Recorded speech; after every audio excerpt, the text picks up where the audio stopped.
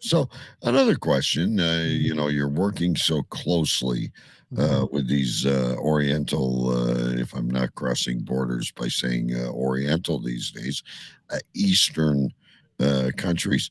Do you and the wife desire to visit them someday? No, not really.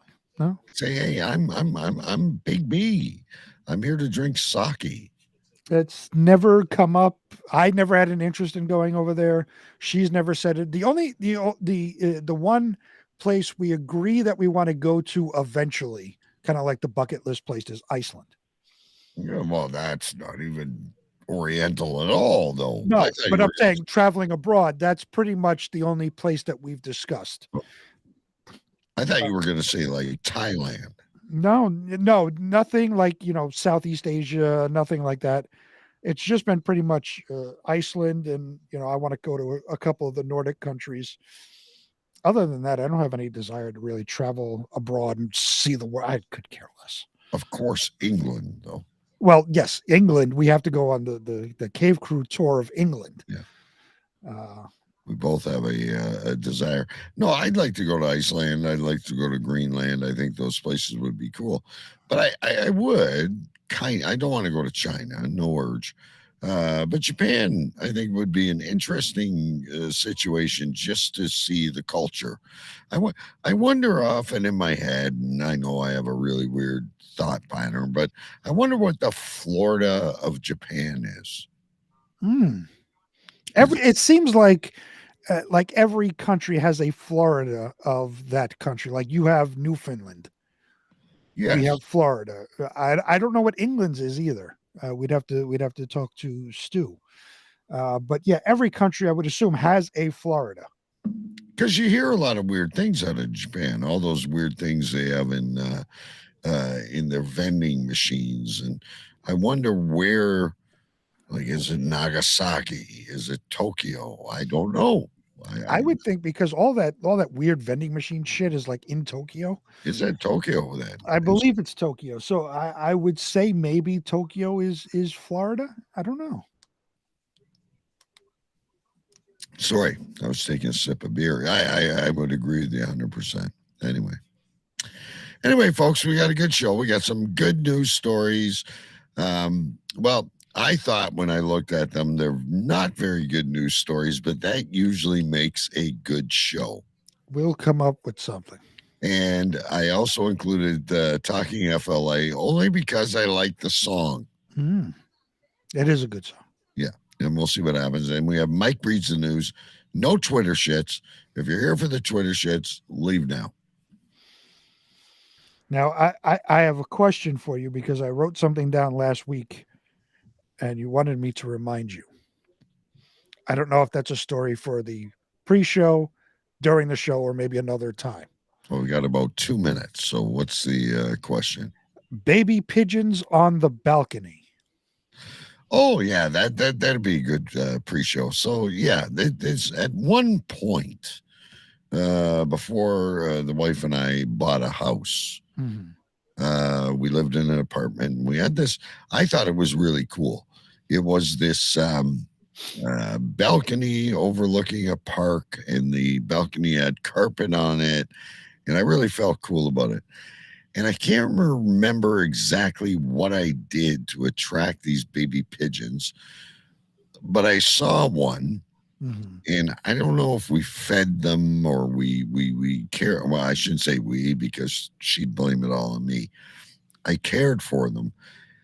And once they start growing before they flew, the whole thing was covered in shit. Of course it was. I can guarantee you, going back to last week, ladies and gentlemen, bird poo is white.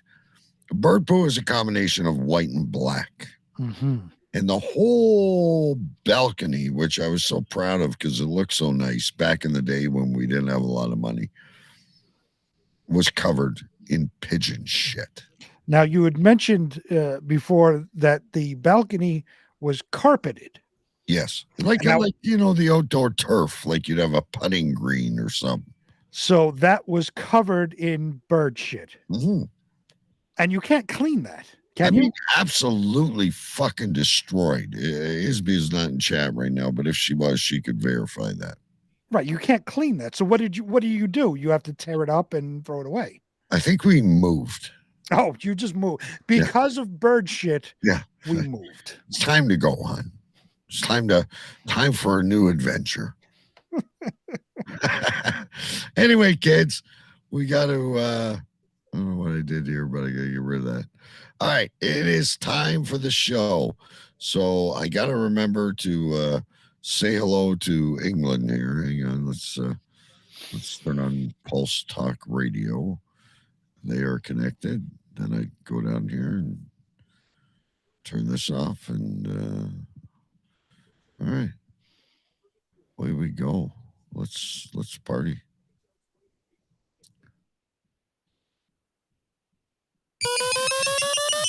Bam! We are back again for number 10. Cave Crew Radio, Season 10. Let's go.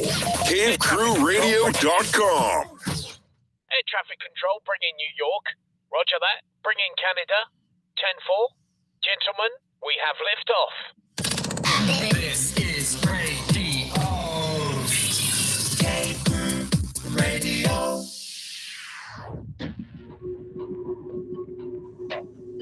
There was a time when the world turned their back on men. Men with a dream and savage yearning within them.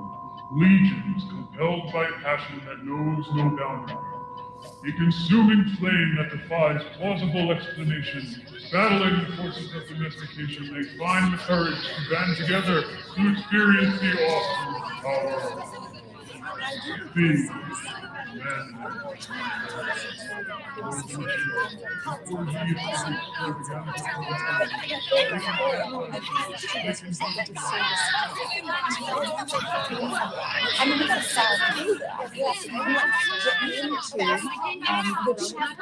I say this with all due respect. Shut up! Shut up! Shut up! Shut up!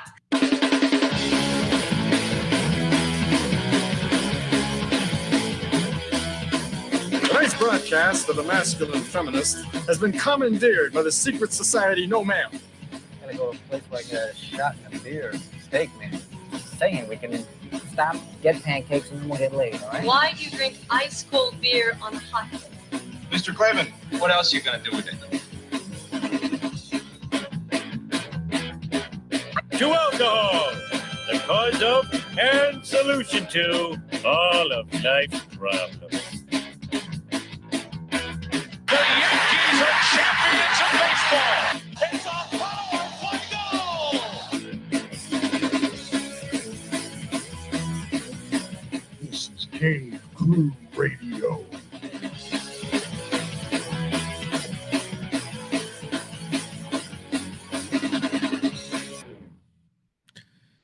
Indeed, it is, ladies and gentlemen. Cave Crew Radio is the name of the show. My name is DK. I am live in my cave here in Windsor, Ontario. It is great to be here with you. We are live on CaveCrewRadio.com. We are live on Facebook. We are live on YouTube. We are live on Pulse Talk Radio in England. And we are also available wherever good podcasts have been. That was a stumble of words. We're also available wherever good podcasts can be found. That's what I was going to say for you. We got a great show. Mike Jolitz is coming up with the news. We've got our weird news. We've got talking in FLA. But before we get to any of that stuff, we got to get to the man with the plan in Queens, New York. And now, he is the king of the sovereign county of Urian Stench and Stenchlandia, the commander-in-chief of the Water Gypsies, the self-proclaimed president of the United States, a university graduate, and always the epicenter of something. Ladies and gentlemen, His Royal Highness, Big B. Yes, live from Queens, New York, I am King B, King of Stenchlandia and of the Water Gypsies, your president-elect of the United States of America. And as always, the epicenter of something this week. I am the epicenter of all things traffic camera tickets. Oh, didn't we cover this once before? I got one once before, and I got one again this week. Oh. Pedal to the metal. The little old lady from Pasadena. So I had taken my wife, whenever this was, 2 weeks ago, maybe. I taken my wife to visit her friend. She lives out in Rockaway, which is a little ways from me. And that evening, when I went to go pick her up, I'm coming back, and there's a large main road that's almost like a highway, but it's got street lights, and it's, has a street traffic speed limit, not a highway speed limit, things like that. But it's a large street. It's like an 8-lane street, right? Holy shit. Okay. Yeah, it's huge. So, and there's distance between the lights.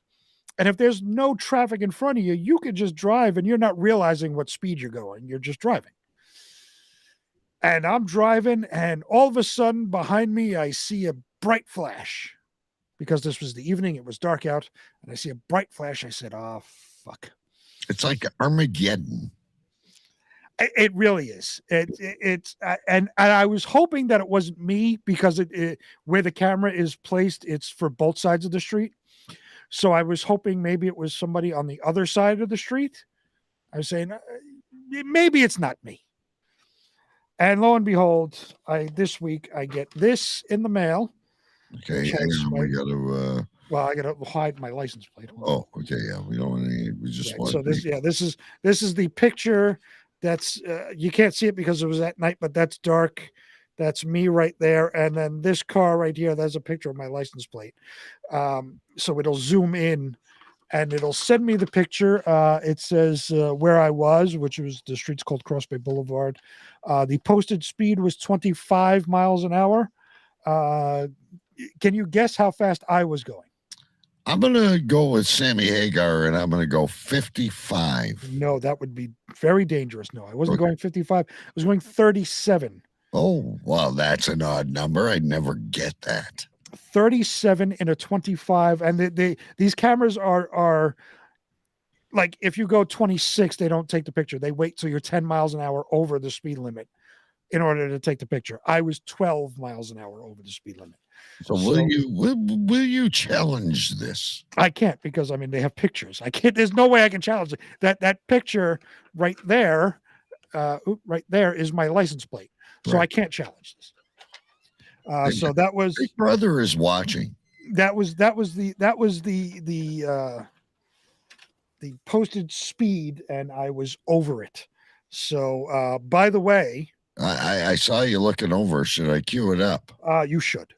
All right, ladies and gentlemen, brand new this week, because this is a regular feature we do every week.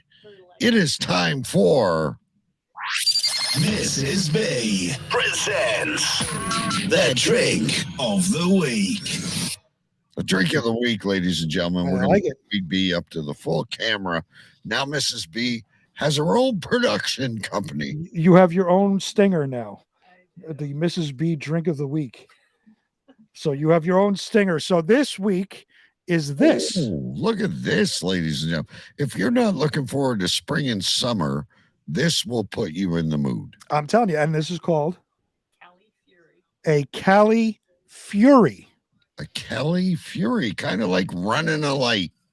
Kind of like running a light, right. Yeah. And this has, I know it has Malibu rum,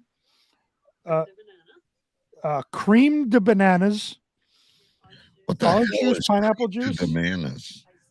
Yeah, creamed. It's like a banana liqueur, and orange juice and pineapple juice. Sounds very sweet. It's pretty good. So did you pre-sample this one the night before? I did not. She was actually sending me options this morning on her way to work. So I chose this one, not knowing it, and we didn't try it yesterday. We didn't try it this evening. This was the first time she made it. Any friends? No, we didn't call any friends. No friends were needed. No. It was she made it just now. This is the first one, and I think it's the only one. She didn't come down with a shaker, so Oh, geez, you only got one, then you're back to the. You know what you haven't done in a while? Peanut butter whiskey. I have it right here. Okay, yeah, There you you go. haven't done that. You haven't done that for everybody. I haven't because I get these drinks now, and I have a beer, but the drinks are good. The drinks are will last the show, and whatever time left after I finish the drink. Usually, I have a shaker so I can have more than one. And then I'll finish my beer, and by that time we're done with the show. So there was no need for peanut butter whiskey. Now, remember last week, ladies and gentlemen, the drink was a combination of arsenic and mouthwash or something. I don't Oh quite. no, that was the first one we tried with it was called absinthe. Yeah. And we tried it, and it was like I don't know. I said turpentine and something else. I don't remember. Yeah, it was a turpentine. Yeah. Yeah, it was bad. But this is not. This is good. This is again. It's a light, fruity type drink that you would think as you're preparing for the summer. And now is Mrs. B enjoying one as well? She is not. Do you have one upstairs for you? No, she is not. No. She has the child upstairs. Will you enjoy this at the annual block party? I don't. Well, at the block party, we were doing yes, what my wife calls the Gallaghers, which is watermelon vodka and watermelon juice. Right, and that didn't turn out well, ladies and gentlemen, because Big B finished it before the party started. We went through 2 bottles of vodka that day. It was a lot of vodka. It was very good. I have one more. It was very good, and so that's probably the drink of the block party. This is just something where you're sitting in the backyard, maybe smoking some meats, and you're just kicking back, relaxing, having a nice drink. Maybe put the big screen up, the projection, which, by the way, I don't know if I told you. I received, or the wife did, I don't know who got it, received one of those projection movie things for the backyard this summer. So I'm looking forward to that. So you got a screen and a.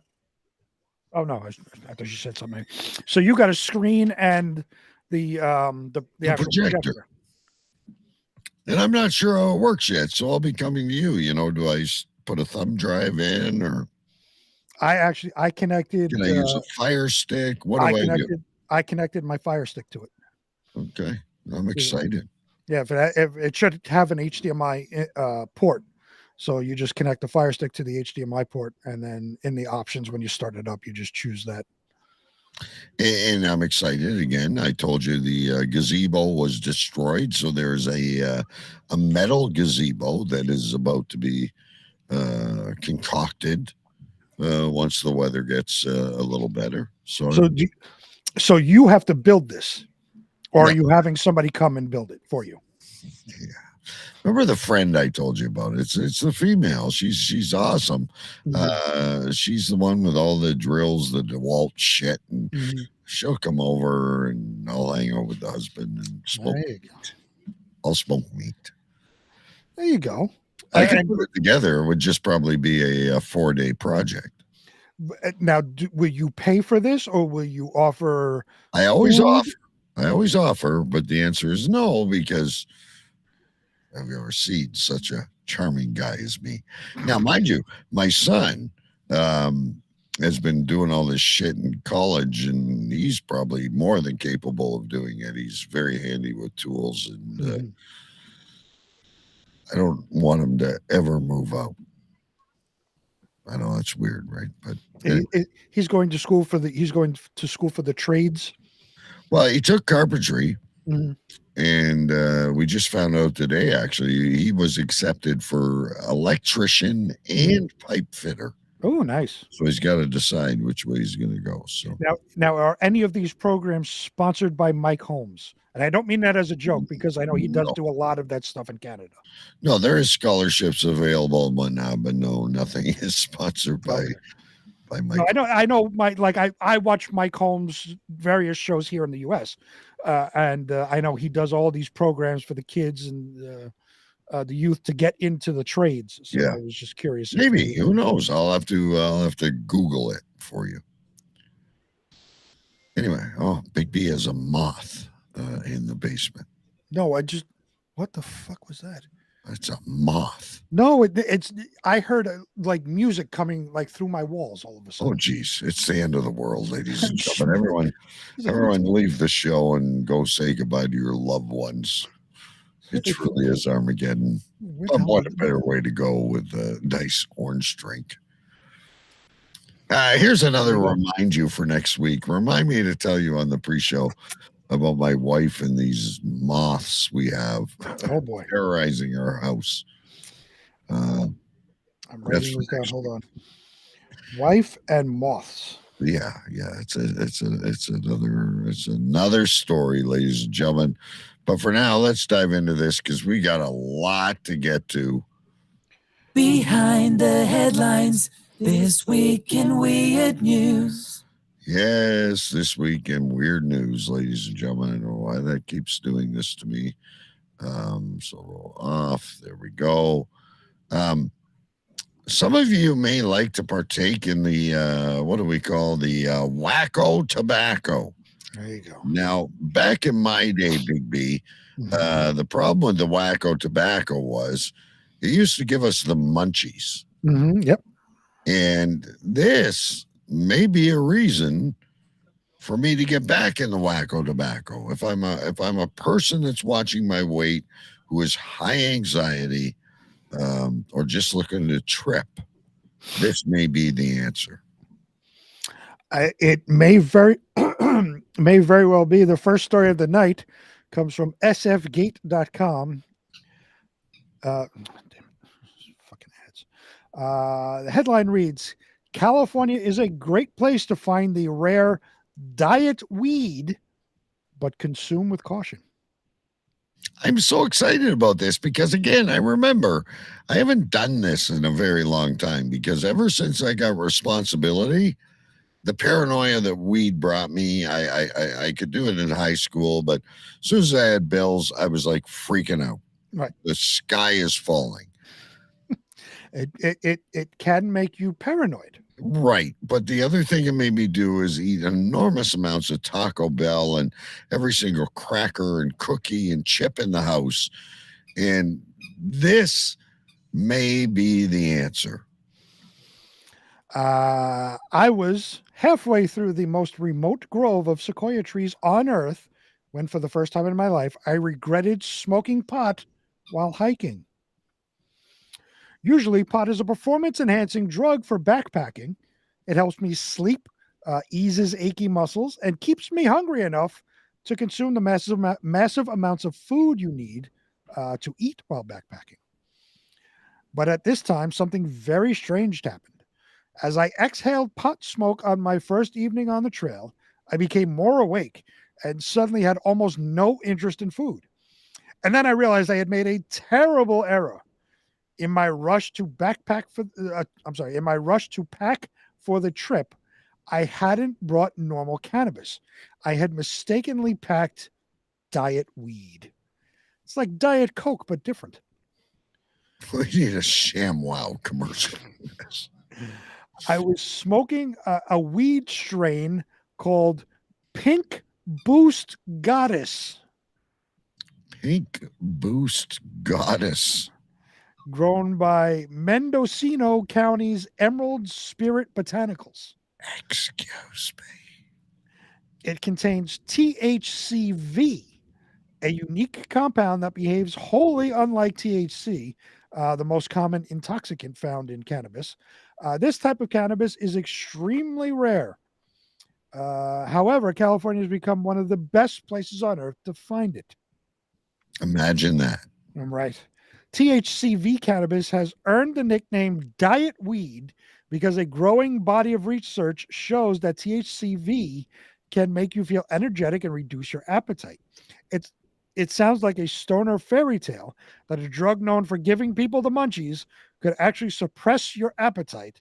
but there's actually some science to support these claims. My mistake in the woods would have been almost impossible a decade ago. THCV cannabis has historically been exceptionally hard to find. Most cannabis plants do not produce this compound, and experts have traveled around the world looking for ones that do. It's like a rare orchid in Brazil. It's something you never find. Reminds me of one of those Anaconda movies. It's the unicorn of weed. Excuse me. I've already filled a page. In 2017, Vice followed a group of cannabis strain hunters to Africa as they looked for THCV cannabis. The journey was ill-fated. One member of the group died from malaria. Oh, yeah, because starvation or malaria? Malaria. Okay. Yet they were still elated when they found one strain of pot with a mere 1.1% of THCV. Never mind that Bill had malaria and died. We found the plant. We lay in rest, Bill. We're really sorry about this, but we have just found the fountain of youth. We have arrived at the Oz. But THCV is becoming increasingly easy to buy. The hemp industry sells synthetic THCV, and advances in cannabis breeding have allowed some California pot farms to grow strains of cannabis that naturally contain high levels of THCV. I'm wondering now if there's like, they talk about the synthetic, are you able, and you may not be an expert in this, are you able to buy organic weed? You know, like, so if I want to go to the grocery store and get a organic broccoli, does it work the same in the wacko tobacco industry? I don't know. I couldn't tell you because all of that stuff is only in states where it's allowed to be grown, and very few people have the licenses to grow it.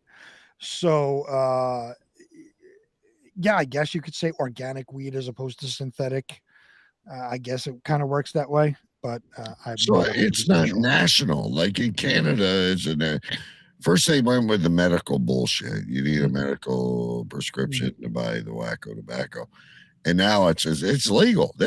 There's more marijuana shops around my town than there is. I don't know what's a popular thing you see.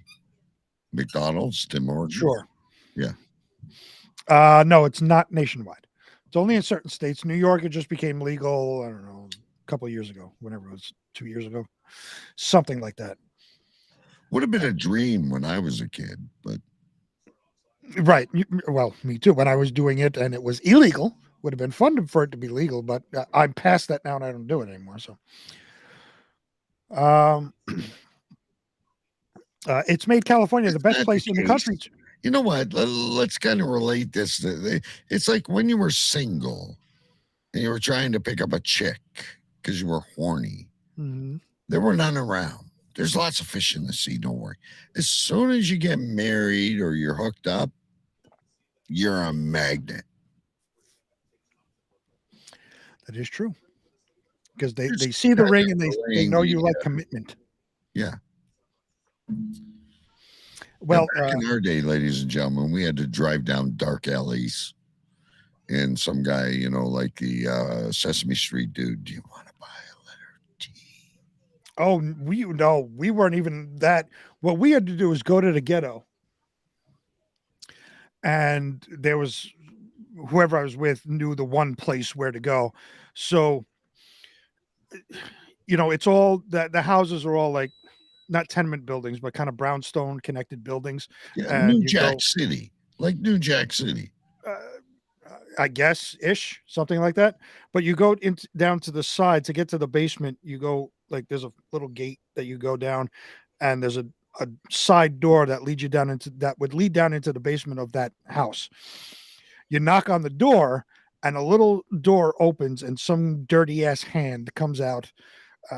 Gives you the weed, and you exchange the money with the same hand, and you never see the person. It's just behind the door through a slot. They give you the weed and they take the money. So you never knew who the mystery cannabis guy was? Nope. Cool story. Well, it's made California the best place in the country to experience this very strange weed. You can find cannabis flower that tests over 10% THCV. There are cannabis pills that contain precise doses of THCV. And even PBR.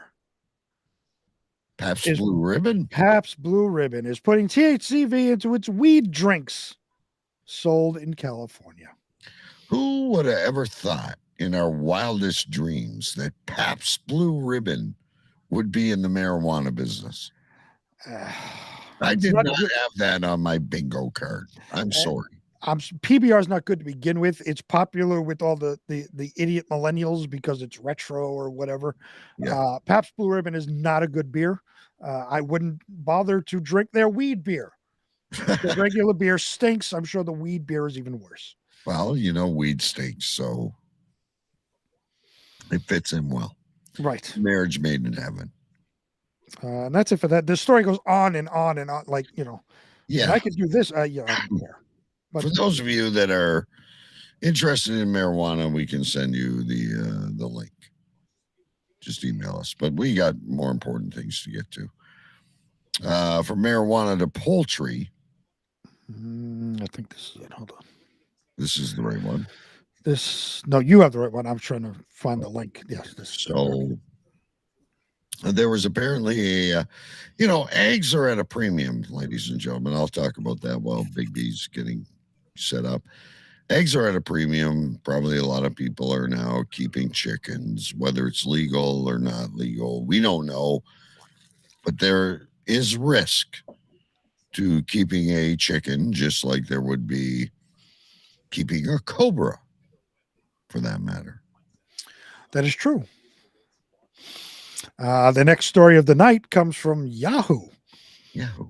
Headline reads, an Irishman suffered a sudden cardiac arrest after being attacked by a large chicken.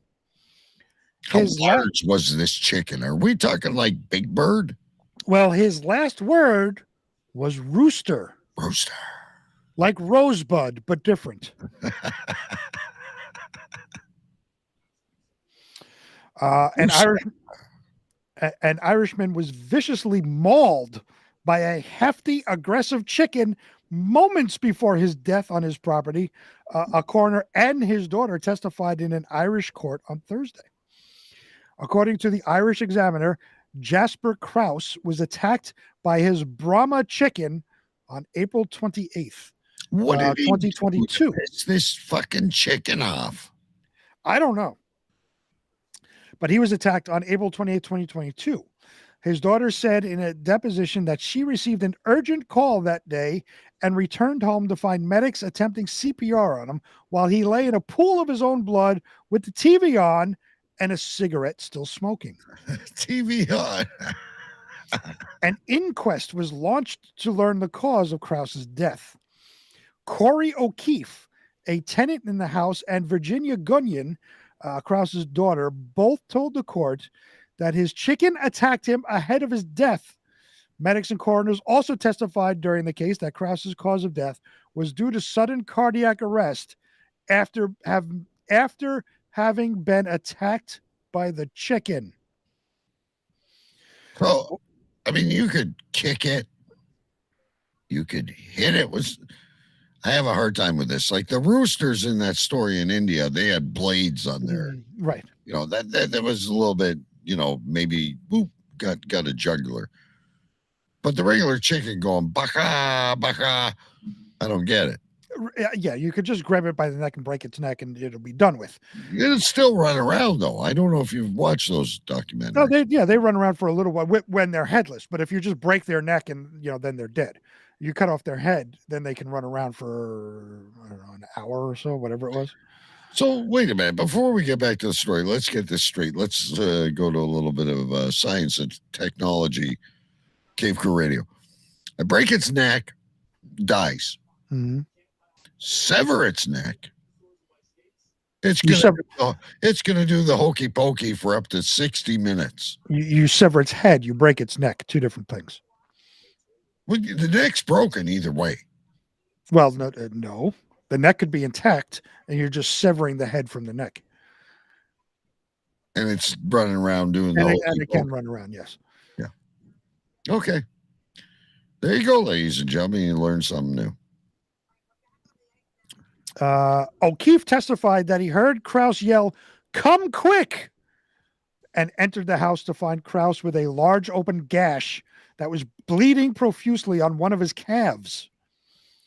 He told the court that he called an ambulance and medics arrived, attempting to perform CPR on him and treat his wound. He was pronounced dead at the scene. Krause was in poor health and in remission from cancer at the time, and his daughter testified that his family knew his heart was bad. Krause's death on Thursday was ruled a death by misadventure. Death by misadventure. Death by misadventure, which is a coroner's term for a preventable death. Keep the chicken in the coop. Well, you're asking about the chicken. On average, Brahma chickens weigh around 12 pounds, but can weigh as much as 20 pounds. So bigger than a Chihuahua. Bigger than some turkeys. Okay. Gunyan, never heard of a Brahma chicken. I'd like to smoke one sometime. I think it would be good smoking. Yeah, but dead, obviously. Obviously. Yeah. Gunyan said in a deposition that she realized that it must have been the chicken that attacked her father because she observed blood on its claws and because he attacked my daughter before. His last words as he was dying was rooster, O'Keefe testified.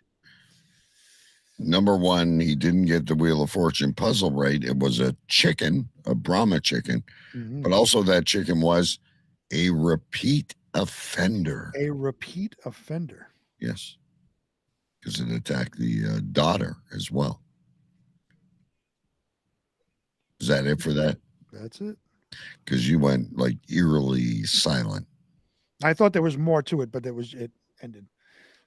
What I saw was what looked like the rest of the story, but was an ad. From a Brahma chicken, ladies and gentlemen, while Big B takes a sip of his drink, we go to a man-made thing, but still kind of along the same things. Easter eggs, which these particular Easter eggs are a very popular treat. Yes. I remember them from when I was a kid. Right. They have toys inside. The Cadbury cream eggs were the shit when I was a kid. Yeah. The next story comes from USA Today.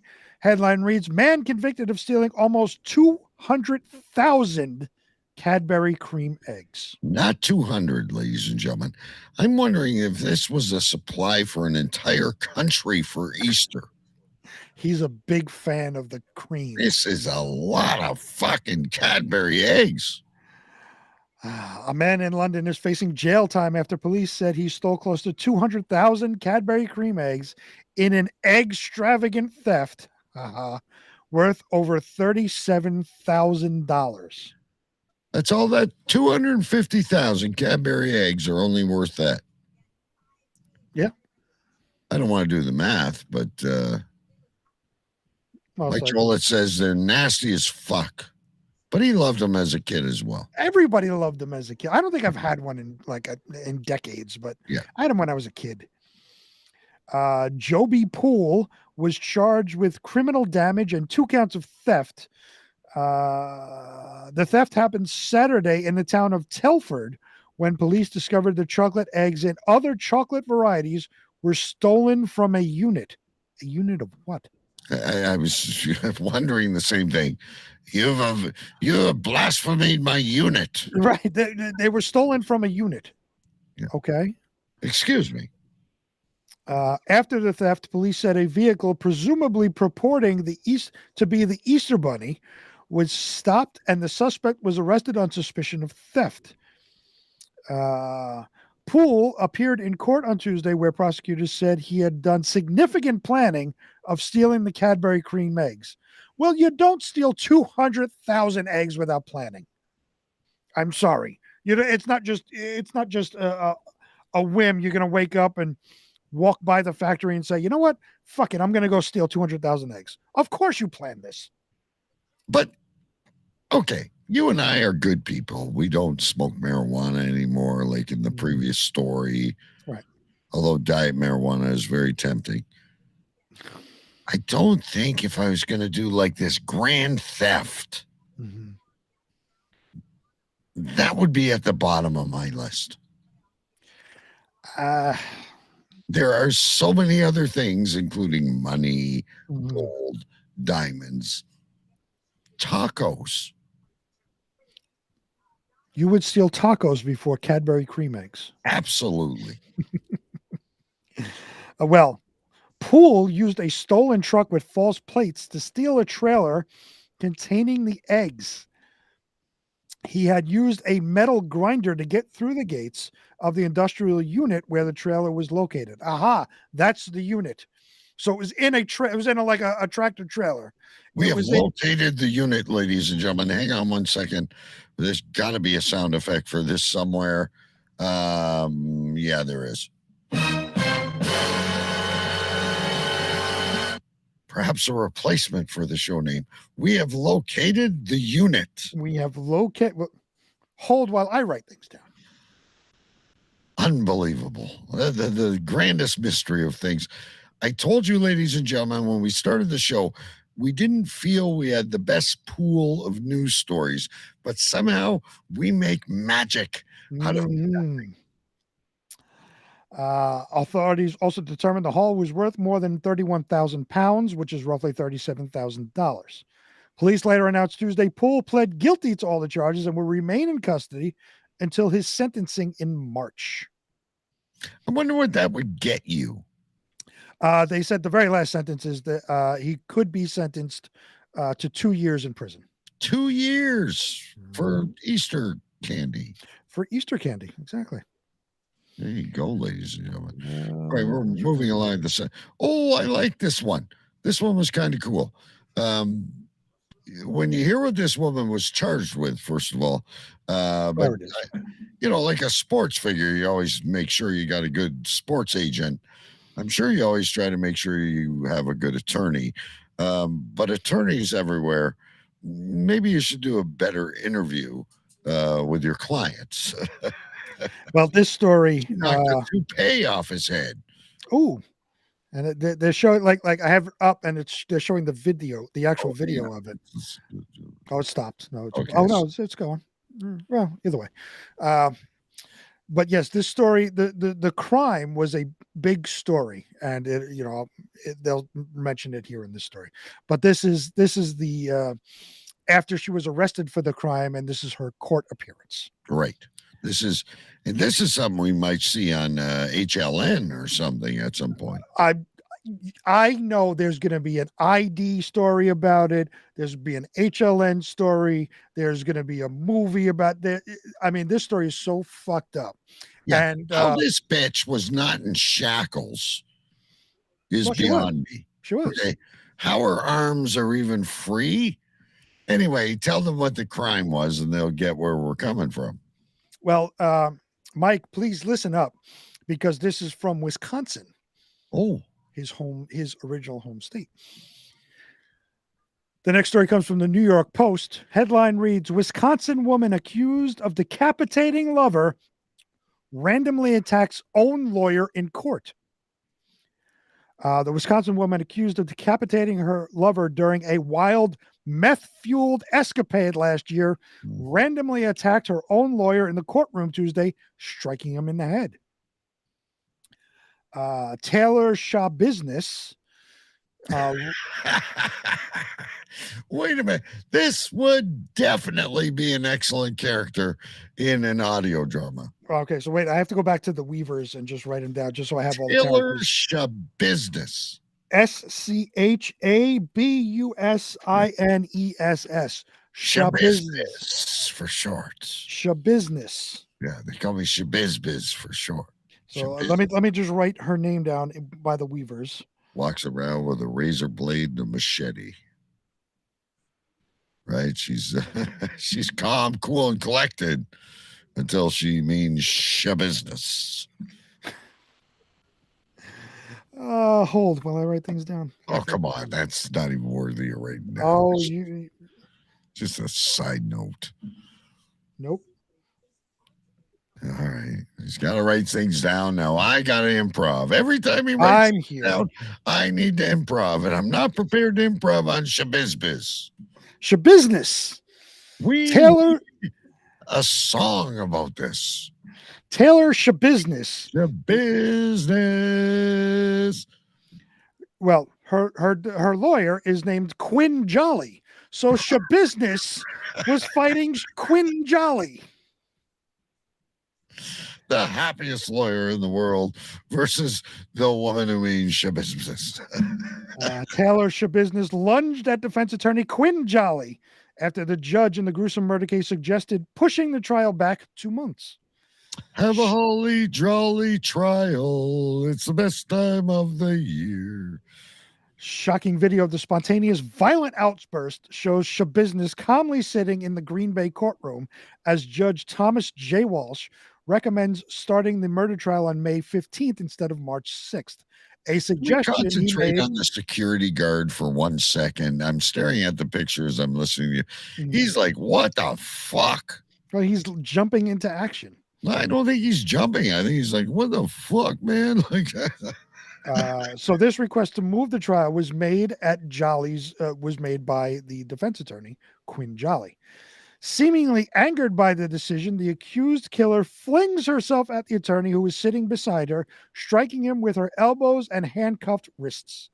A security guard quickly tackles Shabusiness to the floor in the chaotic clip it shows. At one point, the guard's tool belt becomes wrapped around Shabusiness's toes, which were exposed after she lost her shoes in the tussle. She lost her shoes in it. Excuse me. After several minutes, 2 other guards helped pin Shabusiness down until she's calm.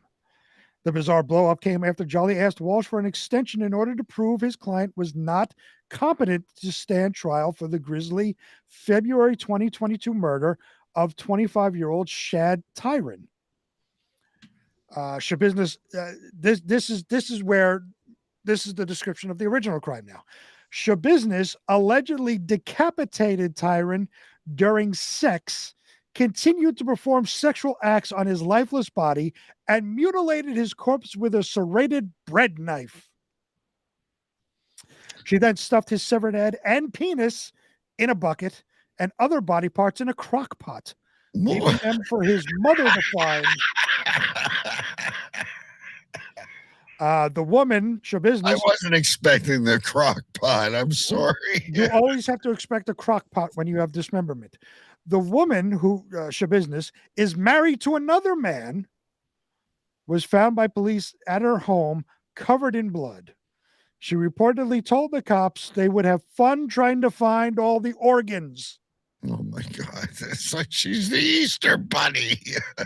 Shabusiness pleaded not guilty by reason of mental disease or defect, but reportedly admitted to cops that she went crazy during the deadly romp. She told detectives she and Tyron had been smoking methamphetamine before going to his mother's house to have sex using chains. Right. So now that we've done this illustrious drug and we're fucked out of our heads, why don't Did I lose you? we go to... I'm back. Oh, there you go. You froze like a motherfucker. Okay. Well, I'm in chains at mom's house. I'm running out of room to write things now. She also says she didn't intend on killing him, though she reportedly admitted she sat on the victim and waited for him to die as he coughed up blood. This is the victim. Hang on, let's. There's that's Ty Wanderer. Or? That's whatever's Tyron. His last name is Tyron. I forget his first name, but that's the guy who she decapitated. He died having a good time. Yeah, I liked it. Shabusiness said about choking Tyron. Jolly had told the judge he needed more time for a defense expert to review the case and testify as to his client's competency. A court-appointed doctor found Shabiznes competent to stand trial last year, but the defense attorney pushed back against the diagnosis. Jolly said Shabiznes was previously diagnosed with bipolar disorder and has received mental health treatment since she was a 7th grader. She faces charges of first-degree intentional homicide, mutilating a corpse, and third-degree sexual assault. I think you could drop the sexual assault on a plea bargain. You know, I think the mutilated murder would suffice. Yeah, I think so. Yeah. And that's it. I can tell by the dead silence. That is it. I'm getting, what's that? I said that was it. I know I'm getting so good that the dead silence is almost a cue. I'm not sure about this story, so I don't really have much to lead into it, but it's kind of odd. Someone was denied entrance into the country due to something they do virtually. Yes. This next story comes from the shitty liberal Vice. Headline reads, a virtual reality sex worker was denied entry into the U.S. for prostitution. Was she doing chains at mom's house? I don't think she was decapitating anybody while smoking methamphetamines. Virtually, you can do just about anything. You could do just about anything. Yeah. The woman gave me a dirty look when I explained everything to her, said Hex, who appears as a 3D character in Fuzzy Ears in VR chat. Oh, wait a minute. So I misunderstood. She was refused entry in a virtual world. No, she was refused entry in a real world because of her virtual reality things. By Hex. Hex is the chick. That's that chick you have up there. Oh, okay. All right. I lost it for a sec. Sorry, folks. So this is like remember when we went down the road of Second Life and had the awfulness that went on during those shows. This is kind of that. I really don't want to go back there, but we're here now. We are, but I'm just, that's kind of where we were back then is kind of what this story is about. All right. A virtual reality, much darker. Yes. A virtual reality sex worker claims she was denied entry to the U.S. on the basis of prostitution, despite doing online legal work. Hex makes a living in virtual reality. She's an online sex worker hosting shows and posting photos and videos from social VR platform VR Chat to her Fansly account, which is a subscription site for erotic content. It's like OnlyFans, but virtual reality. It's the Wish.com version of OnlyFans. So I need like those goggles or whatever. Yes. Yeah. Yes. Okay. She streams from behind a virtual 3D avatar that tracks her movements, often wearing fuzzy animal ears, fantasy-inspired neon outfits. Hex had plans to travel from the UK to visit her friends in the US this year and applied for a tourist visa. But in late January, she said she received a letter stating that she was permanently ineligible for admission to the US. The reason given was the code for prostitution. Modern day Helen of Troy, ladies and gentlemen. She needs to wear the giant A on her chest. Yes. My reaction to the notice was honestly, what the hell? How is this possible? What am I doing? What I'm doing is completely legal, she told Motherboard. I don't know what Motherboard is. I was very upset and confused. It baffled me completely and still does. Clement Lee, the Associate Director of Immigration Legal Services at the Urban Justice Center's Sex Workers Project, holy fuck, told Motherboard that sex workers confronting barriers to travel and obtaining visas is all too commonplace. When someone applies for a tourist visa, and then again when they apply for admission at an airport or border, he said, U.S. immigration authorities analyze the traveler's immigration history and criminal history and look for any evidence to determine whether the person could be denied admission to the States. Must have been convicted of something then. I don't know. They're viewing the history. They're not viewing your online, life. Maybe it comes up when they're viewing the history. I don't know. I don't know if they're doing like a Google search or what. Or do you think maybe the guy's guilty because that's her? That's Hex. Oh, maybe. He knows her. Yeah.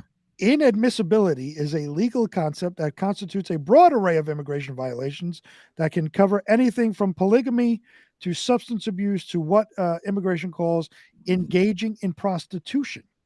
When sex workers have decapitation. No, it doesn't say decapitation. So it could be you could maybe enter if you decapitate. You could squeak through. Right. Yeah. But you can get through if you decapitate, but not if you rape. Right. And I still have not, before you ask. But you could decapitate if you wanted to. I still have not decapitated either, but change that mom's house sounds good. You never know. Yeah. When sex workers have criminal convictions under laws that criminalize sex work, we regularly see that those people may encounter intense questioning by immigration authorities to see if there exists grounds to deny them entry. But even when people don't have criminal convictions related to sex work, they may be subject to similar scrutiny. And this story goes on and on and on. Fair enough. All because she was a online prostitute. Correct. So, so Casey, you never know. Maybe that's what Casey did. Oh, was it Casey? I don't know. Got really upset when we bring up Casey. Yeah, you couldn't talk about Casey. No, wondering if it's Casey and Hex were partners. The mysterious business partner. Okay, from virtual reality to reality TV. I love how Big B ties these stories together. I intertwine everything as the stories come through. Everything. I personally do not watch this show, but this was kind of a mishap. A little bit. Next story comes from the New York Post. Headline reads, "Naked and afraid contestant burns penis on campfire. My little soldier's helmet." Hold while I write things down. Yes, you got it. I'm running out of paper. How do you burn your penis on a campfire, ladies and gentlemen? Unless you're kneeling down and we're get the embers going. We're about to find out. I love it. I love this show. Naked, afraid, and burned on his nether regions. Naked and afraid contestant Sam Moser burned his penis, but just a tip, while filming the upcoming season 15 premiere of the Discovery Plus reality TV series. And he calls out medic. Well, the UK native's penis, which he described as his little soldier's helmet, was singed by a spark when a fire pit was being stoked for heat at the remote filming location, the high desert of New Mexico. Moser and his co-contestant Lily Jammerbund, some ridiculous names on tonight. God. Shaw Business and Jammerbund. Trying to take us seriously, folks. We're trying to take ourselves serious right now too. Shaw Business Jammerbutt. Shaw Business and Jammerbund is like the new buddy cop TV show on CBS. You won't be jamming her bun now with a burnt penis with a blister on it. It's like Rizzoli and Isles, but different.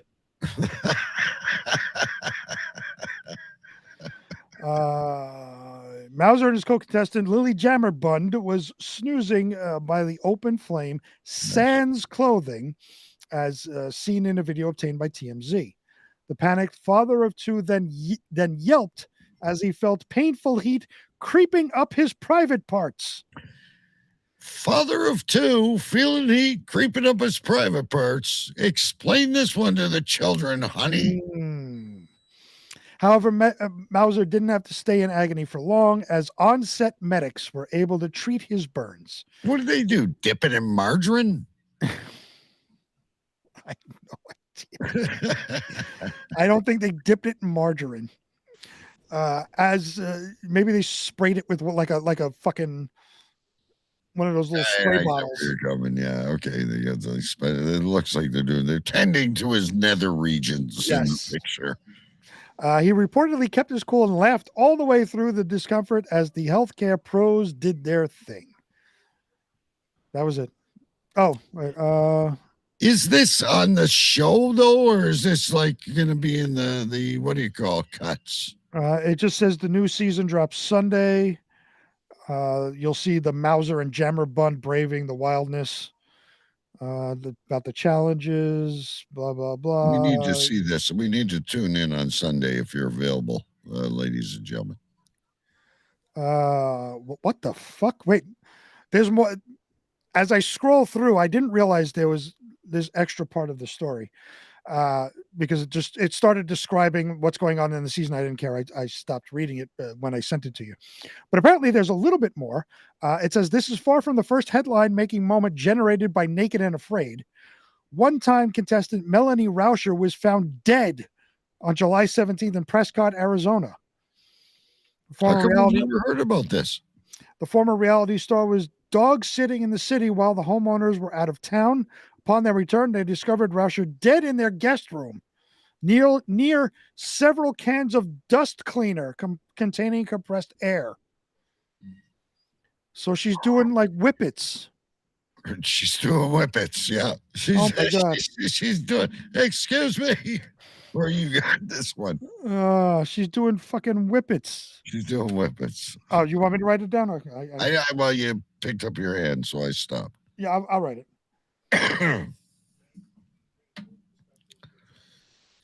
From a burnt penis to doing whippets, ladies and gentlemen. I told you at the beginning of the show, when we think we have nothing is when we find our golden gems. Yeah. And then that's it. Then it goes on about more episodes. And so we're done looking at this fucking guy holding his cock to the We are done with Penis Boy. All right. Well, what suits things now? Oh, no, there's one more story. I forgot about this one. As I have just said, I weave these things so there's a theme going on. Yes, and I can't imagine any woman brave enough to do this. But anyway, I have no prelude to this. This is not a hammer or something you mix stew with, but what is it, Big B? The next story comes from the ultra-left piece of shit Guardian. Headline reads, "It's not a darning tool. It's a very naughty toy." Very naughty. I wonder if, what's her name? Shabusiness has one of these. Roman dildo found. You notice how the girth increases? Like, something for everyone. That's what I say. That's the something for everyone sex toy. Well, I'm looking at it the other way, because if you look at on the right side where it gets narrower, yeah, it almost looks like the head of the penis. Right. So could be the thicker part is where the balls would be. Well, yeah, but that's what I'm thinking. It's thin, and then like I can imagine the Romanesses, whatever they call their ladies. Okay, yeah. And as they go, it's like, I don't know. It's the ancient form of fisting, is what he's saying. We basically, by the time you reach the end, it's like yeah. By the time you hit the end of that thing, she's screaming Yahtzee. Right. Okay, let's put it that way. Archaeologists believe they may have found the only known life-size Roman dildo discovered in a ditch in what was the farthest northern fringes of the empire. If it was not used as a sexual implement, then the 2,000-year-old object may have been an erect penis-shaped pestle, or it could have been a feature from a statue that people touched for good luck. So wait a minute, you're grabbing the thing and you're making like pesto with the penis, or you're chopping like you're making something. Yes, I don't know if they had pesto back in Roman time. Well, I know the little circle that you. Yeah, mortar pestle. Yes. Yeah, that's what they're saying it could be used for.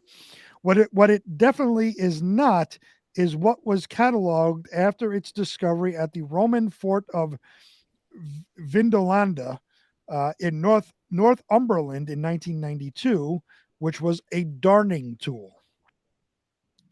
Darning tool. A darning, it's like for clothes and For knitting. And yeah. Yeah, it doesn't I, look like it would darn very well. I have to confess, said Newcastle University archaeology senior lecturer Rob Collins, part of me thinks it's kind of self-evident that it's a penis. I don't know who entered it into the catalog. Maybe it was somebody uncomfortable with it or didn't think the Romans would do such silly things. If they did think that, they could not be more wrong, given that 2- and 3-dimensional representations of phalli were ubiquitous in the Roman world, whether in mosaics, frescoes, pot decoration, or pendants worn around the neck. So they wore dildos around their neck. That's a heavy neck chain. What's up, dick necklace? Listen, if mommy can do it with a cucumber, then great granny could do it with a frickin' grinder. I don't even know what it's made. Is that wood? Because I mean, that would give you splinters. Very fine wood, yeah. I could give you some splinters. I don't know. Yeah. I don't think they had sandpaper back then. Is it their version of Viagra? It could be. So if it's not working in the bedroom, grab the, what did you call it? The thing to knit. Darning tool? Yeah. If you can't do it in the bedroom, ladies and gentlemen, this is Pharaoh Bob telling you to just grab the darning tool and your missus will be fine. Or if there are 2 chicks involved, it's the first strap on. Could you imagine? Hang on, it's dropping to the floor. I need to support it before I insert. Oh my gosh. I don't know how well balanced that would be as a strap on. It looks rather heavy. The Vindolanda phallus. It could have been the first instrument of pin the tail on the donkey. You know, you're breaking the balloon. Okay. Romans running around with a darning tool, trying to, doing the. Well, the Vindolanda phallus is 16 centimeters long, but researchers say it was probably larger because archaeological wood is prone to shrinkage and warping. It has been examined by researchers at Newcastle University and University College Dublin. The analysis has revealed it to be, at the very least, the first known example of a disembodied phallus made of wood recovered anywhere in the Roman world. This is bigger than discovering a Tyrannosaurus Rex. I mean, ladies and gentlemen, the first dildo. Is this going to be at like that famous museum you have in New York? The Museum of Sex? No, there's that big museum where... Oh, the Museum of Natural History? Yeah, like this, ladies and gentlemen, is the first dildo. It could be. Discovered in 16th century BC. I would more put it in the Museum of Sex, but yes, it could be. The phallus was found in a ditch along with dozens of shoes and dress accessories, as well as craft waste products such as leather cutoffs and worked antler. Perhaps one reason for it being seen as a darning tool. S&M, no darning tool. This is a bondage toy. Well, with leather cutoffs and antlers and all. Yes, I would say it was the first known bondage. You be Bambi, I'm going to be King Kong with my darning tool. Oh, give me that darning tool, big boy. Oh, my gosh. What kind of lube would you use for that? Just vegetable oil? Or You're in the Roman Empire. They didn't have lube. I mean, that's made of wood. Again, they didn't have belts. You're putting that in dry. They didn't have belt sanders back then, so that's going to give you a fucking splinter or two. No wonder their women were so tough. They built pyramids. Oh, my God. Maybe that's how they made people build the pyramids. Either you build it or you get that. Yeah. You have 2 choices. Stomp straw or you're getting the darning tool. What makes this a first is that it is not a small miniature phallus. It's life size. It's also important because wood just doesn't normally survive. I don't know whose life they're comparing that to, though. Ron Jeremy? I don't know. I don't know what the Roman Empire's size was. Yeah. The size and uncertainty of function was fascinating. Often in archaeology, when we find an object, we can tell what it was used for or deduce what it was used for. That wasn't the case for this object. We've had to cast our nets wide in thinking, what would a 6.5-inch wooden carving of a phallus be used for? We've had some very interesting discussions. Ancient phallic objects were often used for warding off evil. The analysis showed the Vindolanda phallus had notably smoother ends, indicating it was used for something over a period of time. The team has alighted on 3 possible theories, all of which outlined in a detailed discussion paper published in the journal Antiquity. One theory was used for sexual reasons.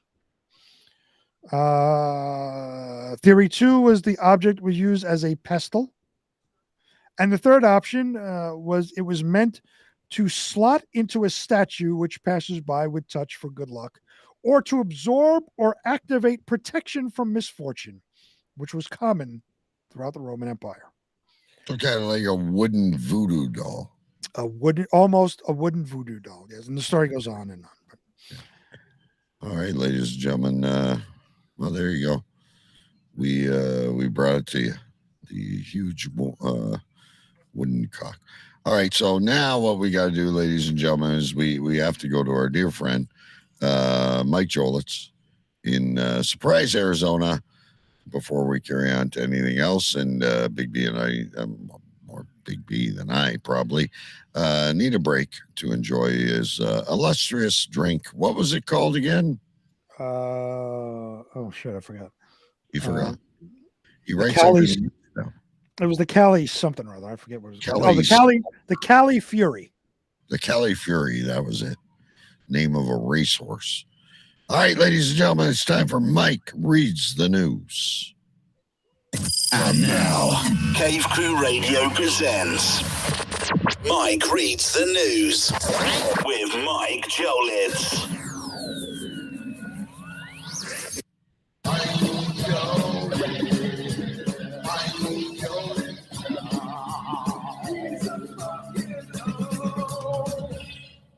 Hello, Cave Crew Radio. How are you guys doing today? What's going on, DK? What's going on, Sir Big B? And I hope you guys are doing good. Today is February the 24th, and it is now time for the news. The Daytona 500 was on TV this past weekend. Ricky Stenhouse Jr. won. I never thought that guy would ever win again. 47-year-old golfer Tiger Woods handed his playing partner a tampon after the younger golfer didn't outdrive him on the 9th hole. The snowflakes got upset. Boomers laughed. The bumwinebob.com Battle of the Booze tournament starts this March. Less than 2 weeks to go, everybody. Mickey's Fine Malt Liquor won it all last year. Bob's Burgers had its 250th episode last Sunday. Good for them. I've never seen an episode. KFC is dropping 5 items off the menu in an attempt to simplify its offerings. They are bringing back the fan favorite Caca-Con chicken sandwich, though. It's so good. Brittany Griner signed a 1-year deal with the Phoenix Mercury. She also signed a sponsorship deal with Tinder. So your boy here was interviewed by Top Podcaster Weekly for a feature coming out next month. Look for that on newsstands. And finally in the news, Howie Mandel was on The Masked Singer on Wednesday. Yeah, he was the lobster. He lost. Alrighty, guys, that does it for the news. It is now time for the tidbits. They're not news. They're just little tiny pieces of shit. Yeah. Comedian, author, and actor Richard Belzer passed away last Sunday. He was 78. Oh, no. Kevin Durant is now on the Phoenix Suns. Oh, yeah. There's a 4th Riddick movie in the works. Oh, okay. Fast and Furious 10 is coming out in May. Okay. Ilhan Omar has been accused of appropriating Alabama culture by the press when she married her cousin. Oh, yeah. Cactus League Baseball starts up today here in Arizona. Woohoo. Oh, yeah. Cocaine Bear opened in theaters today. I hope it makes a fortune. Oh, yeah. And finally in the news, Aaron Rodgers is off his darkness retreat and saw his shadow. So that means no Super Bowl for the Packers for the next 12 months. Oh, yeah. for this Mike Reads the News. Hope you guys enjoyed it. Sorry, no Twitter shits this week, but I will hopefully have something next week. Later, guys. Tschüss, ciao, und auf Wiedersehen. Bye-bye.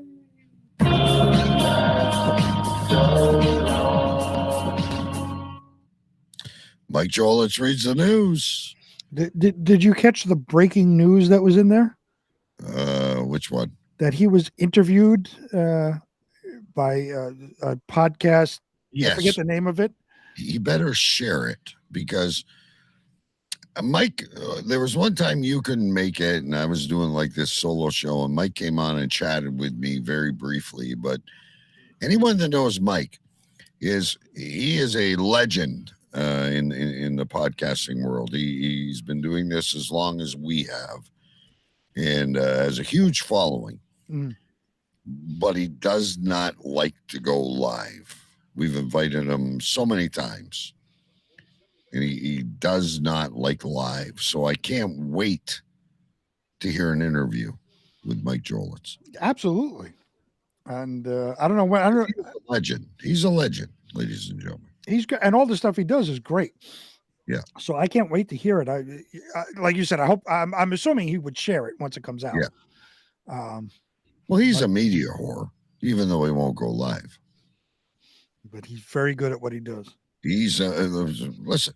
We wouldn't have partnered with him if he wasn't so good. And he's been with us a while now, and we appreciate everything he does to contribute to the show.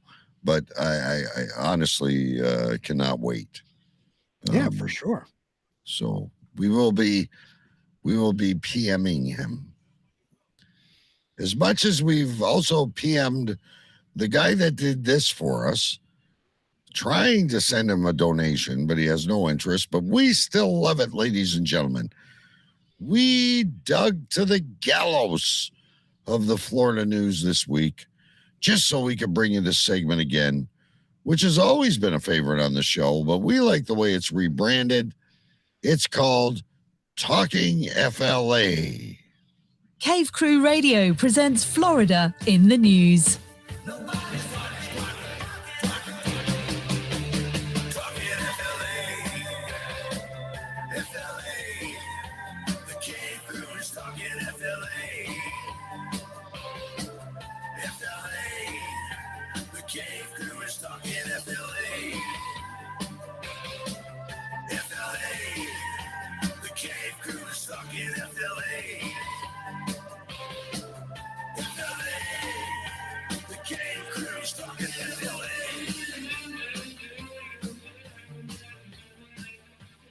Now, I know you guys haven't been exposed to this as long as, well, I mean, we just had it like a day before.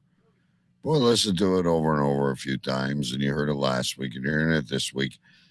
We need to know at cavecrewradio@gmail.com, are you singing Talking FLA in the shower as you get ready for your busy day? It's one of those things that gets stuck in your head that you will sing all day long.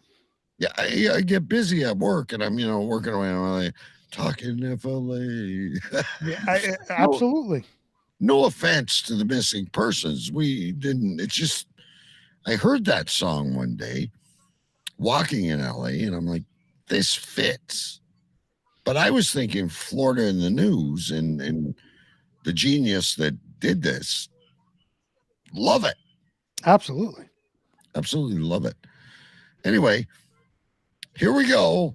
This is what Florida is offering us this week, ladies and gentlemen. The first story from Florida comes from the bounceswfl.com, which is a radio station in Florida. Headline reads, Miami, Florida woman has her headshot sold to a stock photo site, and now she's on the cover of an erotic novel titled His Big Childhood Sweetheart. Sweet chocolate. Is this kind of like, what do they call that underground thing? Sex slaving. What do they call that? The people that trafficking. Is this trafficking of photos? Is this because it was in a contract she didn't read.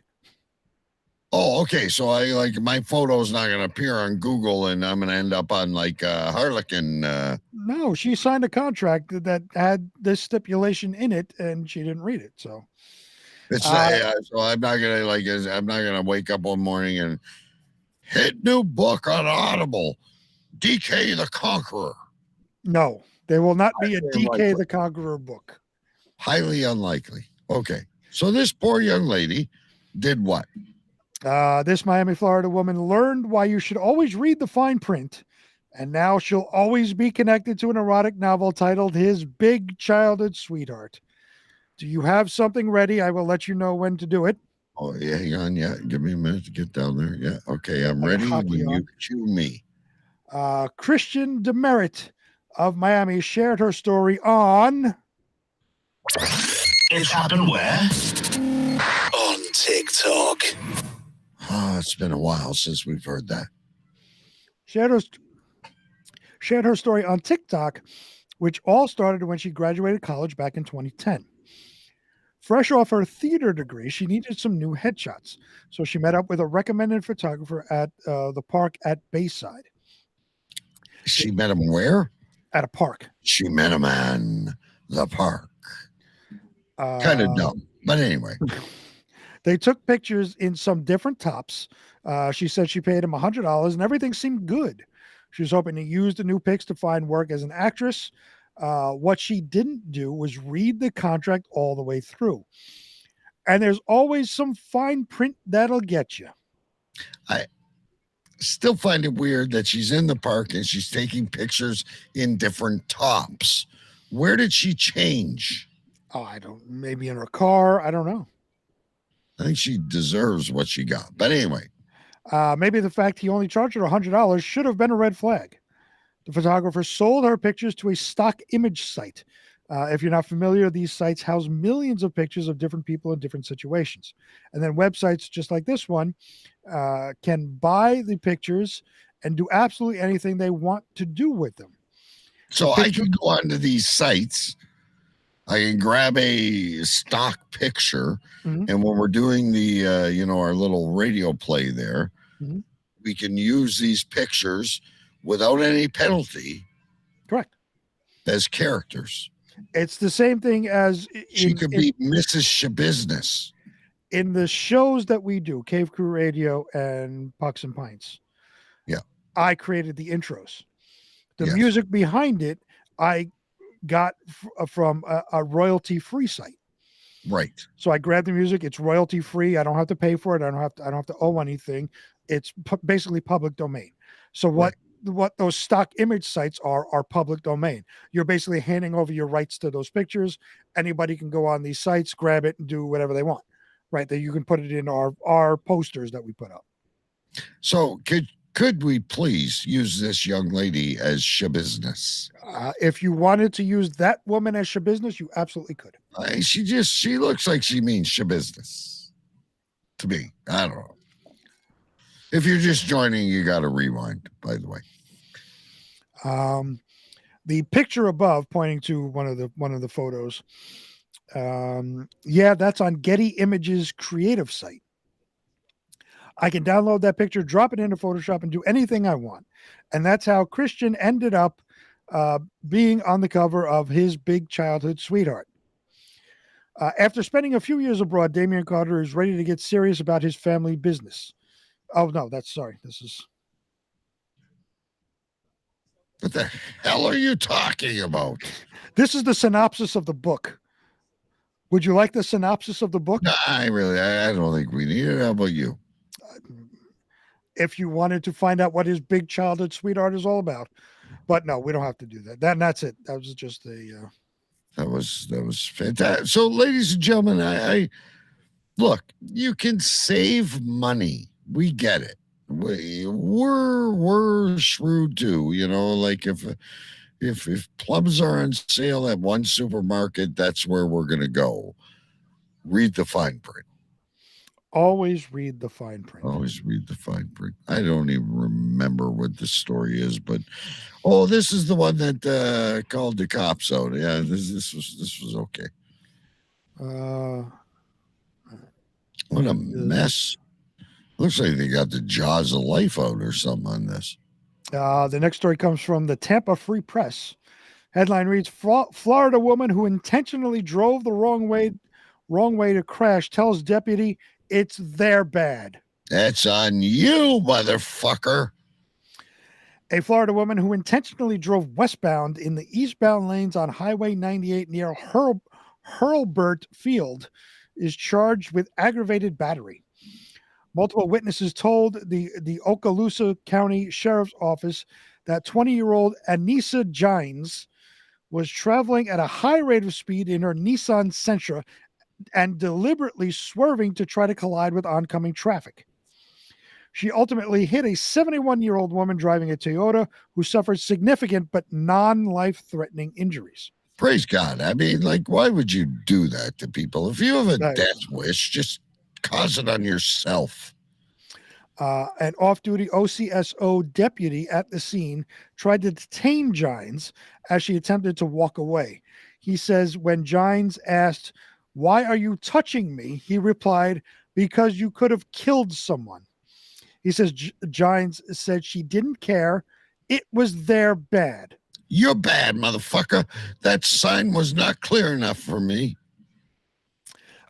She also refused to walk to the patrol car. She is charged with aggravated battery with a deadly weapon and resisting an officer. She was not injured in the crash, and a mugshot was not yet available. We will keep an eye for the mugshot. That was your bad. No mine. That's your fault. It's your fault that I hit you. Yeah. You're putting it in plain English, so I like yo bad. Oh, yo bad. I don't know. Hey, have you ever ordered from this popular site? There's quite a few of them out now, but I think DoorDash is a well-known one. But this particular gentleman got very creative. Obviously late for work. Maybe his car was broken down. We're going to find out. DoorDash, ladies. The next story comes from WSB-TV. Headline reads: Florida man used stolen rental car for DoorDash deliveries. A Florida man is accused of using a rental car that was delinquent for nearly a year so he could use it in his capacity as a DoorDash delivery driver. And I question this rental company, by the way, because there was another story we had, and I don't have the book of love like you do that refers to the stories, but there was something else with a rental vehicle that was long overdue. Right. He just decided to drive it around. Yeah. So, hello, you haven't paid your bill. We own the car. It's been a year. Unless he's paying on it. No, but it said it was overdue. So is he making payments? I don't know. It says it was overdue, so I don't think he's making payments. All right. So now he did the O.J. Simpson. He grabbed the Hertz, probably paid the weekend. He did an O.J. Simpson. Don't you remember O.J. running through I know. With the Hertz commercial, he was Yeah. hurtling things and running. Yes, he was hurtling freaking. He was hurtling like baggage claim and all of this, and nobody thought then he'd be running away in a Bronco. No. And the glove didn't fit and all that bullshit. It's amazing. After he ran away in the Bronco, the next year, the number one selling vehicle was a white Ford Bronco. Oh, absolutely. It's crazy. This person's name, I can't even try. I would believe it would be a import. Olan, I'm going to give it a try. Olan Tuji Adagaboyago Akubui. See, I miss the days when you used to go. You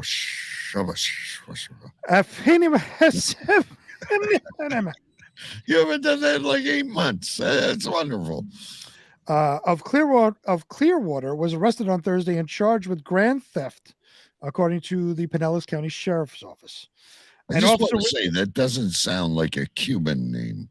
That sounds to me like an African name. Yeah, I don't think he's a Cuban refugee, so let's not jump. An officer with the Clearwater Police Department stopped him on Thursday morning while driving a 2019 Nissan Sentra. According to an arrest affidavit, the vehicle had been reported stolen from an Avis rent-a-car office in nearby Hillsborough County on Tuesday after Smith allegedly rented the vehicle and failed to return it after the rental agreement expired on March 2nd, 2022. Oh, so he had a long-term lease. The arrest affidavit stated that Hiv told the officer that he was using the vehicle to deliver food via DoorDash and intended to return it in March. Sivhim was arrested and charged with grand theft. He posted $5,000 bail on Friday and is pending trial. That's absolutely beautiful. That's absolutely beautiful. But this one, ladies and gentlemen, I believe we do go full circle. Oh, no, we're not. Yeah, this is him. This is it. This is the guy. You thought the chicken. You heard the egg. This guy is a gem. He's our Florida Man of the Week. Final story of the night comes from local10.com. Headline reads, Miami man burglarizes home, runs from cops in stolen semi worth $140,000 in poultry. And I got to tell you, with the price of eggs these days, this is a true crime. It really is. The dude in England who took the chocolate ones, he's fucked. That doesn't make any sense. Right. The guy that died his last breath fighting the giant chicken, I get it. Mm-hmm. Eggs are a premium. This dude is a hero. A Miami man is facing a plethora of felony charges after police say he burglarized a rural southwest Miami-Dade home, then ran from police in a stolen tractor trailer containing more than $100,000 in poultry. Wait a minute. From a home? That's what it says. So, carry on. Well, I don't know where. Well, yeah, he burglarized a home and then ran from a police in a stolen tractor trailer. He may have had the tractor trailer beforehand. Oh, he might have had the chickens already. Okay, we got to listen to the whole story, ladies and gentlemen. This is not a unit. This motherfucker's got a long name. Carlos Andres Gonzalez Rodriguez. No, it's not. It's just a long name. His name is Carlos Andres Gonzalez Rodriguez, who lives in Miami's Flagamy neighborhood. Can I ask you a question before you talk about the chickens anymore? Do you think families that do this, do you think mom and dad and then like the mother-in-law and the father-in-law and the parents are sitting there and no, you got to call him Frank. No, okay, we get right down Frank. You got to call him Bernie. Got to call him Ted. Frank, Bernie, Ted, Jones the third. It's crazy. I don't know how people end up with these names, but it's probably something like that. And then they say to the kid, I think he's dumb. Why? He can't spell his name. Well, why did you call him Jake Jagelingerheimer Schmidt in the first place? It has every letter in the alphabet. Anyway, sorry, I got distracted by that. It's fine. Carlos Andres Gonzalez Rodriguez, who lives in Miami's Flagamy neighborhood, ended up crashing into a farm, but not before leading officers on a dangerous wrong-way chase. According to multiple arrest reports, the chain of events started back in December and ended Wednesday. That's a long fucking thing. This guy was good. I was wondering too, Big B, I meant to ask you, and I know I'm going off on all these stories, but do you think they'd be more successful if they went the right way down the road instead of the wrong way? As one of the police officers from Live PD would always say, they don't catch the smart ones. They catch the dumb ones. Gotcha. Okay. Gotcha. That makes sense. A report states on December 12th, Gonzalez Rodriguez burglarized a home on Southwest 206th Avenue, add to the map, in the Redlands area, cutting a lock on a fence and then entering the house by removing a window-mounted air conditioner. Police say he stole a TV from inside the home, broke into a shed, and stole 7 horse saddles and made off with a gooseneck trailer from underneath the carport. A TV, horse saddles, and a gooseneck trailer from underneath the carport. Then he came back. Just before 2:30 p.m. on Wednesday, Miami-Dade police were called out to the same home for a report of a burglary in progress. Police saw Gonzalez Rodriguez at the home and attempted to arrest him, but he took off in a stolen 53-foot Freightliner refrigerated tractor trailer containing 10 pallets of poultry valued at roughly $140,000. This guy's my hero. Investigators believe that Gonzalez Rodriguez had stolen the tractor within roughly 12-hour period before the burglary. See, so he had the tractor before he broke into the home. Right. And he had the saddles. And he had the other accessories. The TV, the saddles, the trailer, the chicken. And the gooseneck, whatever. Yes. Yeah. They said he led officers on a chase down Southwest 192nd Avenue, at one point driving the wrong way straight towards an officer who had to throw his cruiser into reverse and move off the road in order to avoid being hit by the stolen semi. A report states that Gonzalez Rodriguez eventually crashed into a farm on the 16,000 block of Southwest 184th Street, hitting a motorized fence and 2 concrete walls. Police say the second wall is what stopped him. Officers took Gonzalez Rodriguez first to Jackson South Medical Center, then to the Turner Guilford Knight Correctional Center. As of Thursday afternoon, he was being held on a $54,500 bond on multiple grand theft, burglary, and criminal mischief charges, plus charges of fleeing police and aggravated assault on a law enforcement officer. Ladies and gentlemen, Gonzalez Rodriguez.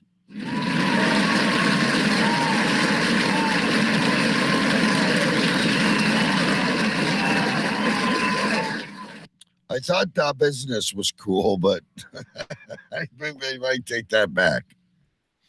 Gonzalez Rodriguez is better. Carlos Andres Gonzalez Rodriguez is better than Taylor Shabusiness.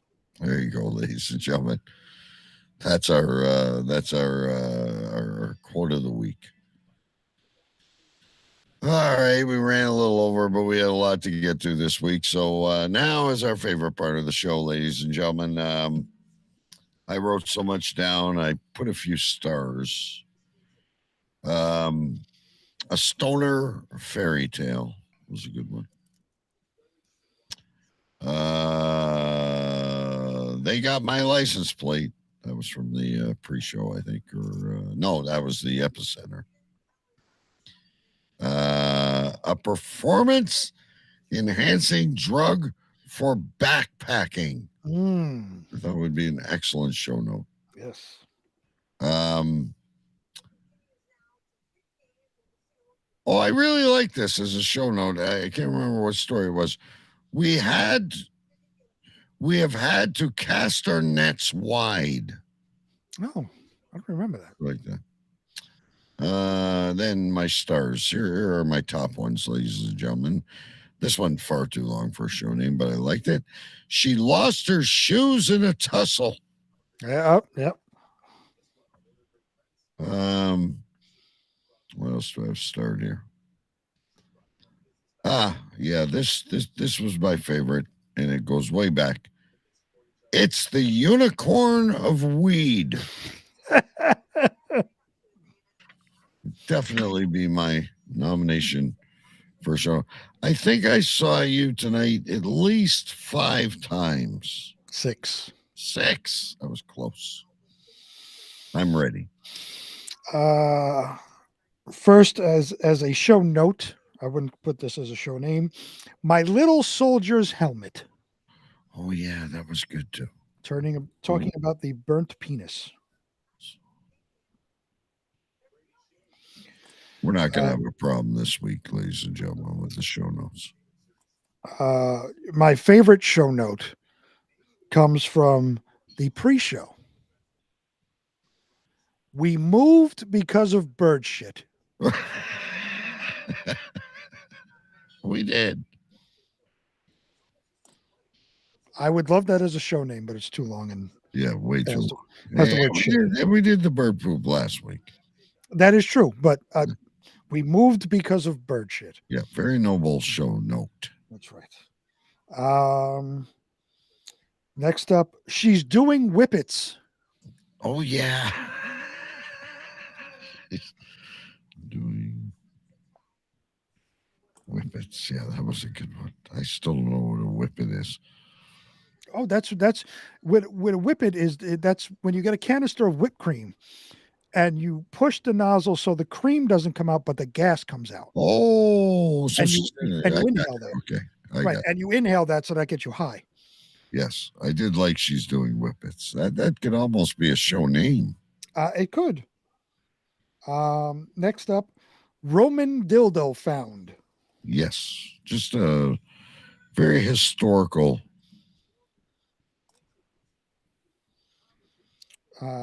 Next, here are my two favorites.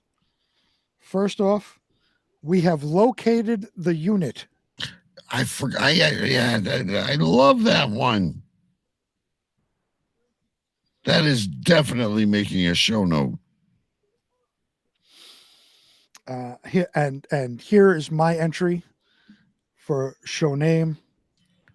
She means business. Okay. So wait a minute. She means business. So sha and then a dash. SCHAUBUSINESS. Business. Yeah, I think that would almost deserve its own radio stinger. I definitely like that. We got so many good. It's not going to be enough for show notes, ladies and gentlemen, but we have located the unit. I forgot all about it. Mike Jolitz wanted it as the show name. Way back, does it give us a time? No, yeah, so 8:22, like an hour ago. Hour and 20 minutes. She Means Your Business is the name of the show. I do like that. I do think we could do so many things with that. And that's the one that you had said when I said, hold while I write things down. You said, that's nothing. Don't write it down. It's not going to be anything. I told you to wait. Yes. Well, you know better than me sometimes. I don't claim to be the know-all, but there was so much. Sometimes it comes in such a flurry that we don't catch it all. That's right. Anyway, ladies and gentlemen, that's it for this week. If you're interested in hockey, catch us Monday on Pucks and Pints. If not, we will be back next week with more shenanigans and fun. All right. I've had to pee for 40 minutes, by the way. There you go. I will see you next week. Or I'll see you Monday, but I'll see everyone else next week. Later. Thank you to all the listeners on our affiliate stations. To find out more, check out Cave Crew Radio on Facebook and Twitter. I want you to pack up and get out. Get the hell out of here! Go! Just go! Get out! Get the hell out! Get the fuck out! Get out! That will conclude this evening's entertainment. Shut up! Shut up! Shut up! You see, Donald Trump, an intellectual. Trust me, I'm like a smart person.